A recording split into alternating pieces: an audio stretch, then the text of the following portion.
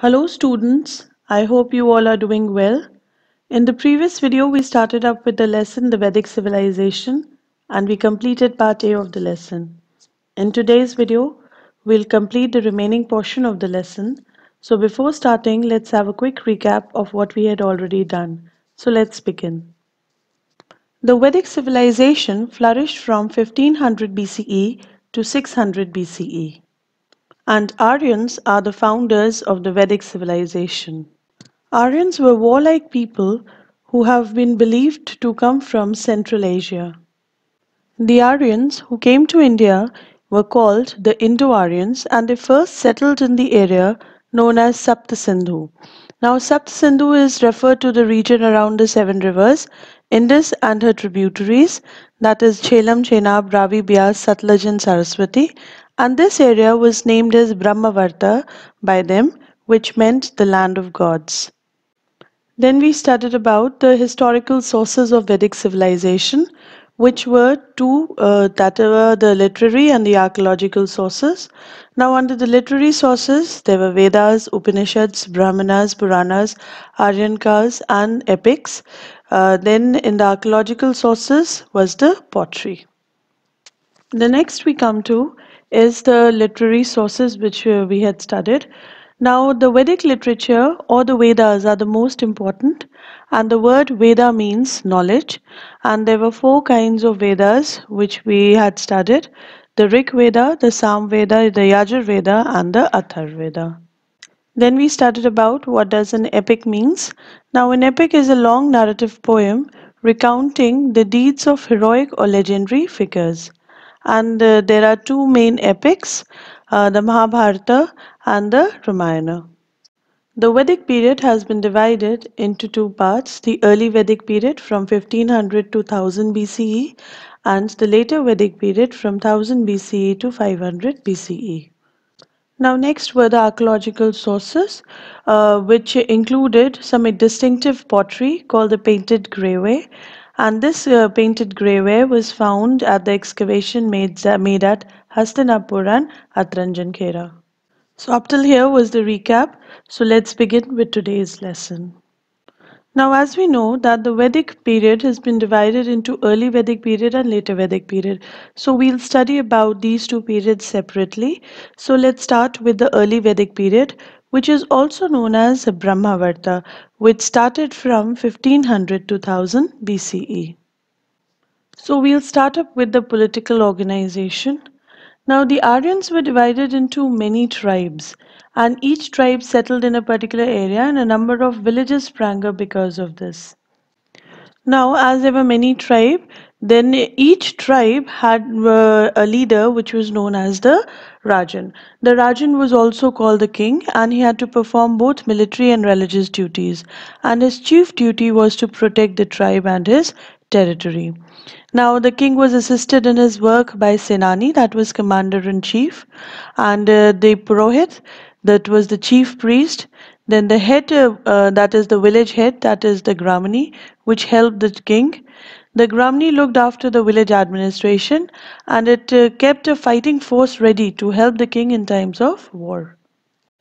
The Aryans had two important assemblies, the Sabha and the Samiti. The Samiti was an assembly of all the people of the village, and Sabha was a smaller body consisting of senior citizens and important members.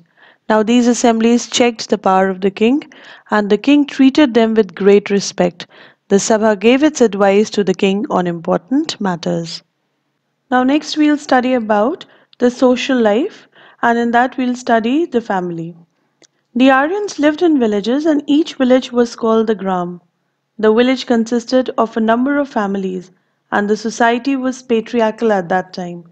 Each family was known as Kul.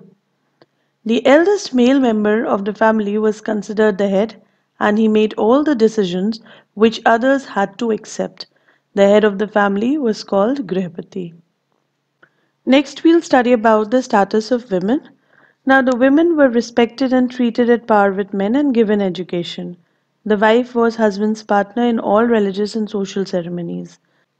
The girls had the freedom to choose their husbands through the system of Swayamvar. Women were given a very high status at that time, and they attended actively the assemblies and participated in debates. They also composed hymns. The system of widow remarriage was accepted. Now, here in the picture, you can see, and here you can see that the women is interacting with the men. Then Gargi and Maitri at that time were two highly educated women. Sati and Parda system never existed at that time, and a father's property was inherited by all his children. In the next picture, you can see that woman was a part of religious ceremonies. Next, we'll study about the four varnas into which the society was divided. Now, the varna system was an important feature of the Vedic society, and there were four varnas: the Brahmanas, the Kshatriyas, the Vaishyas, and the Shudras. And this system was based on occupation of the people and not their birth. Now, in this picture, you can see the four varnas: the Brahman, Kshatriya, Vaishya, and Shudra.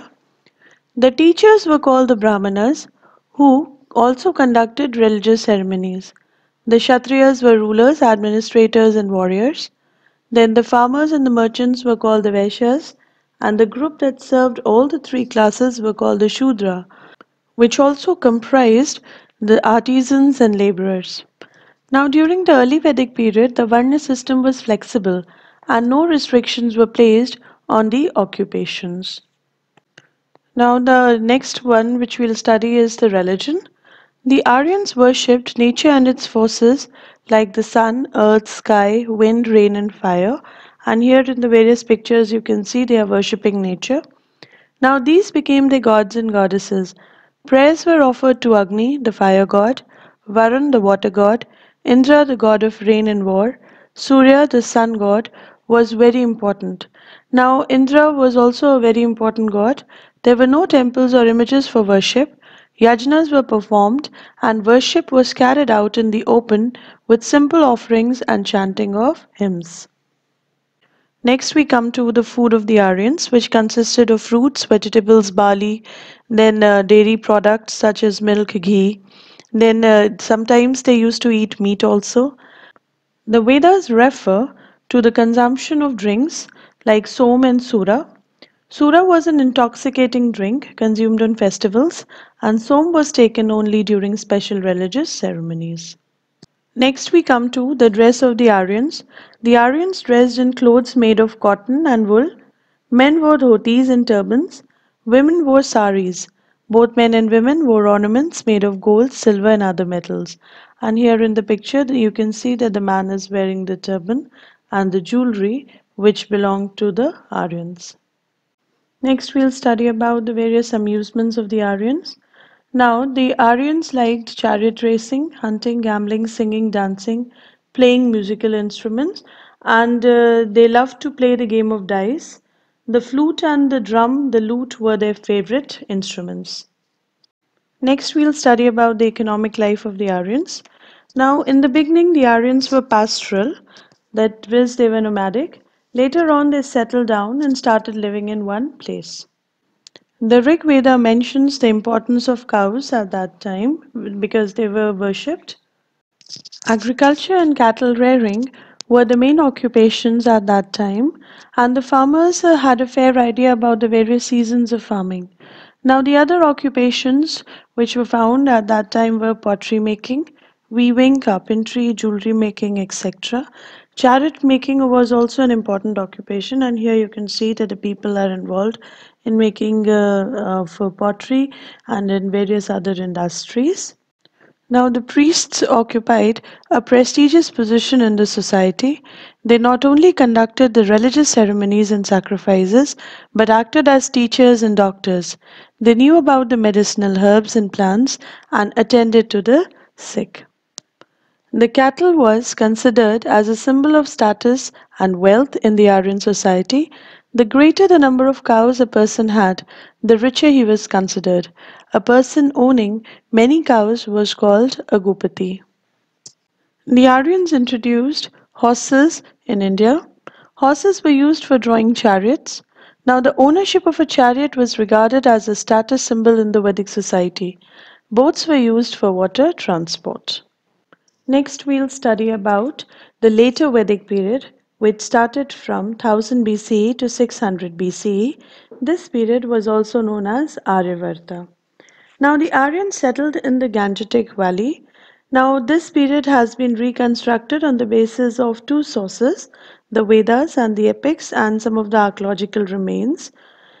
And here we'll start up with the political organization. Now at this time, small tribal organizations of early Vedic period, they expanded and they took the shape of large kingdoms. Now some of the kingdoms established in this period were Kuru, which is modern Haryana, Delhi and western part of Uttar Pradesh. Then Kosala, region of Awadh in UP. Now in the map which is shown in the picture, you can easily locate the places. Then Magad, the region of Patna and Gaya, and Kashi, that is Banaras. Now, at this time, the position of the king became more stronger. He gained absolute power, and the position became hereditary. Now, the king began claiming himself to be the representative of God, and very powerful kings performed the Ashwamedha, Vajpaya, and the Rajasuya sacrifices. Now the kings also assumed the titles of Samrat and Maharaja Dhiraj. Now, as kingdoms increased in size, the powers of the kings also increased, and administration started becoming more complex. The king now required more officers to help him in administration.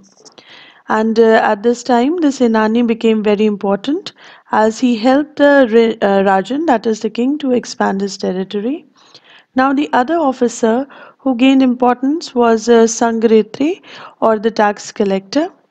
The two assemblies, Sabha and Samiti, lost their importance. The common people could not afford to attend the meetings of the Sabha and the Samiti, hence, these assemblies were attended only by the rich and the influential people. And these assemblies were now dominated by aristocracy. Now next we'll study about the social life, under which we'll study about family. Now at this time the society had become patriarchal. Then the position of the women deteriorated during this period and now they were considered inferior to men. They were denied education and not allowed to read the Vedic literature. Taking care of their families and serving their husbands was all women were supposed to do. Though religious ceremonies were still considered incomplete without them, they were not allowed to be a part of it. Widow remarriage was looked down upon. Next, we come to the four Varnas. Now, another significant change that came during this period was the rigidity of the Varna system. Now, merit was discarded and birth into a family became important, which means that the children of Vaishya or Shudra were no longer allowed to teach or fight in the battlefield and had to be in the same profession as their fathers, irrespective of their capabilities and interests. Hence, one became hereditary. Brahmins and Kshatriyas became the privileged classes which had to pay no taxes. The Vaishyas came next. They had to pay taxes. The Shudra had no rights and were ill treated as they were considered as untouchables. They did lowly and menial jobs. Next, we come to the religion in the later Vedic period. Now, in this period, the mode of worship became more complex and complicated. The early Vedic gods like Indra, Agni, Varun lost their importance and were replaced by Brahma, Vishnu, and Shiva. Now, Brahma was worshipped as the creator, Vishnu the preserver, and Shiva the destroyer. Then the yajna was the most common ritual, and sometimes very elaborate yajnas were organized where a large number of priests chanted mantras for days. The priests were looked upon as messengers of gods and enjoyed great power and prestige. Now, towards the end of this period, certain people began to raise their voice against the complicated rites, rituals, animal sacrifices, and the importance of brahmanas. Now, next we come to the economy. Now, use of iron became common during this period. A number of implements and weapons were made with iron. Though agriculture was still the most important occupation, other crafts such as weaving, leatherwork, pottery, carpentry, jewelry making it developed. Then rice began to be cultivated along with that of barley and wheat. Trade flourished in this period, and there was growth of towns and cities towards the end of this period. Next, we come to the literature. The three Vedas, Sam Veda, then Yajur Veda, and the Athar Veda were composed. The Upanishads were also composed towards the end of this period. The Upanishads dwell on philosophical aspects of human life. Then they lay stress on karma and moksha. Now, according to the Upanishads, a man's action and position are determined by his actions in his previous life. Then the Aryans believed in dharma, that is the right way of living.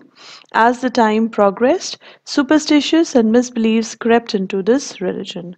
Next, we'll see to the meaning of Upanishads, one of the class of Vedic treatises dealing with philosophical aspects of human life. Now, this period witnessed the writings of two great epics, the Ramayana and Mahabharata. Now, an epic is a long narrative poem recounting the deeds of heroic or legendary figures. Now, Ramayana was written by sage Valmiki in Sanskrit. It tells the story of Ram, who was an incarnation of Lord Vishnu. It contains ideal characters like Ram, Lakshman, Bharat, Hanuman, and Sita. It describes a war between Ram and Ravan, the ruler of Lanka. Ram kills Ravan and rescues Sita. Then Mahabharat was written by sage Vedvyas in Sanskrit. It is a long epic which describes the great battle fought between Pandavas and the Kauravas at the Kurukshetra. Then the epics are a source of information about the political and social conditions which prevailed in the epic age. They not only are of great literary value, but also reveal high ideals of life. The Bhagavad Gita, a part of Mahabharata, is one of the sacred books of the Hindus. It teaches that the soul is immortal, though the body dies, the soul does not. Next, we come to science. The Aryans also studied various branches of science. They made accurate calendars and could predict the time of eclipses. In mathematics, they were fairly advanced as they knew Ank Ganit, that is arithmetic, Rekha Ganit, that is geometry, and Bij Ganit, that is algebra. Astronomy and astrology, that is Jyotish. Next, we come to the Gurukul system. Now, Gurukul system is an ancient Indian concept of education where the participants or the students or Shishya get knowledge by residing with his teacher or the Guru as a part of his family. Now, Guru refers to the teacher or the master. Now, here the Guru Shishya tradition was followed. A student who was a brahmachari of 7 years was sent to Gurukul, where he lived with his Guru. Vedic literature, mathematics, medicines, astronomy, astrology were the subjects the students would learn. Education was transmitted orally. They also learned sword fighting, archery, wrestling to be used in battlefields. Then students served their guru and paid guru dakshina or remuneration after the completion of the education according to their ability. Now here in the next picture you can see that the guru is teaching the shishya, and in the next picture you can see the Gurukul system of education. Next we come to the four stages of an Aryan life. First is Brahmacharya, where the student stays with the Guru in the Gurukul to receive education. Then the Grihast, where he gets married and the family life as a householder starts. Then Vanprasth, where he gives up worldly life and goes to the forest to meditate. And the last one is Sannyas, where he renounces all worldly ties and becomes an ascetic and spread the message of his religion and truth. Now in the next picture you can see the four ashrams: Brahmacharya, Grihast, Vanprasth and Sannyas. With this we come to an end of our lesson, Vedic Civilization. I hope you all have understood it well. Kindly go through the video again for a better understanding. I'll be sending you the question answers and exercises. Question answers to be done in the notebook and exercises to be done in the textbook. So stay safe, stay healthy, and have a nice day. Thank you.